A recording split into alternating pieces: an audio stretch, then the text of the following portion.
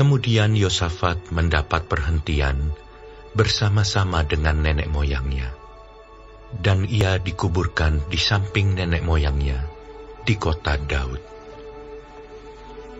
Maka Yoram anaknya menjadi raja menggantikan dia. Saudara-saudaranya, anak-anak Yosafat, ialah Azaria, Yehiel, Zakaria, Azariahu, Mikael, dan Sefaca. Mereka semua anak-anak Yosafat, raja Israel. Ayahnya memberikan kepada mereka banyak pemberian, berupa emas dan perak, dan barang-barang berharga, juga kota-kota berkubu di Yehuda. Tetapi kedudukan raja diberikannya kepada Yoram, karena dialah anak sulungnya.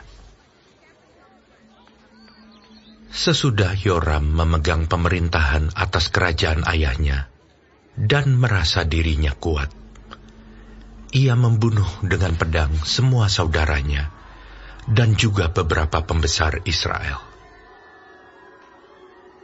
Yoram berumur 32 tahun pada waktu ia menjadi raja, dan 8 tahun lamanya ia memerintah di Yerusalem.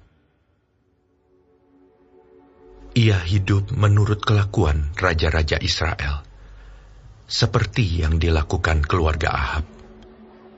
Sebab yang menjadi istrinya adalah anak Ahab. Ia melakukan apa yang jahat di mata Tuhan.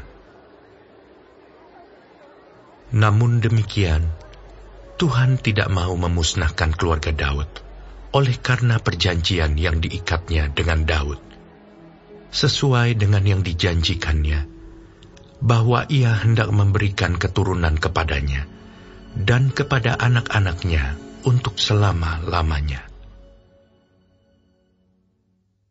Pada zamannya, memberontaklah Edom terhadap kekuasaan Yehuda, dan mereka mengangkat seorang raja atas mereka sendiri. Maka majulah Yoram dengan panglima-panglimanya, serta seluruh keretanya. Pada waktu malam bangunlah ia, lalu bersama-sama dengan para panglima pasukan kereta, ia menerobos barisan orang Edom yang mengepung dia. Demikianlah Edom memberontak kekuasaan Yehuda, dan terlepas sampai sekarang ini. Lalu Libna pun memberontak terhadap kekuasaannya pada masa itu juga. Itu disebabkan karena ia telah meninggalkan Tuhan, Allah nenek moyangnya. Lagi pula ia membuat bukit-bukit pengorbanan di gunung-gunung Yehuda. Ia membujuk penduduk Yerusalem untuk berzina, dan ia menyesatkan Yehuda. Lalu sampailah kepadanya sebuah surat dari Nabi Elia yang bunyinya, Beginilah firman Tuhan, Allah Daud, bapa leluhurmu. Karena engkau tidak hidup mengikuti jejak Yosafat ayahmu dan Asa raja Yehuda, melainkan hidup menurut kelakuan raja-raja Israel dan membujuk Yehuda dan penduduk-penduduk Yerusalem untuk berzina, sama seperti yang dilakukan keluarga Ahab. Dan juga karena engkau telah membunuh saudara-saudaramu, seluruh keluarga ayahmu yang lebih baik daripadamu.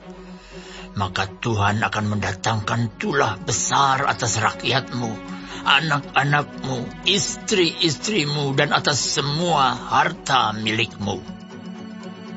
Dan engkau sendiri akan menderita penyakit yang dahsyat, suatu penyakit usus, hingga selang beberapa waktu ususmu keluar oleh karena penyakit itu.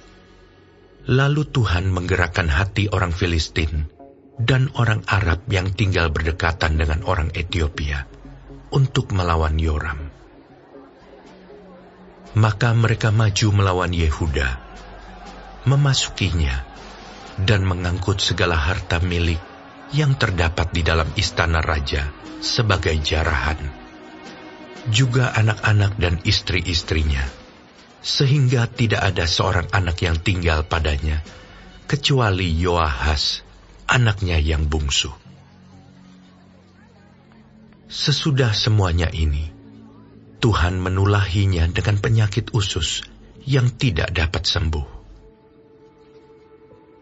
Beberapa waktu berselang, kira-kira sesudah lewat 2 tahun, keluarlah ususnya karena penyakitnya itu. Lalu ia mati dengan penderitaan yang hebat.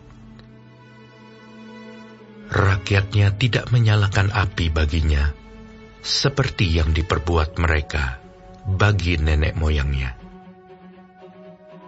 Ia berumur 32 tahun pada waktu ia menjadi raja, dan 8 tahun lamanya ia memerintah di Yerusalem.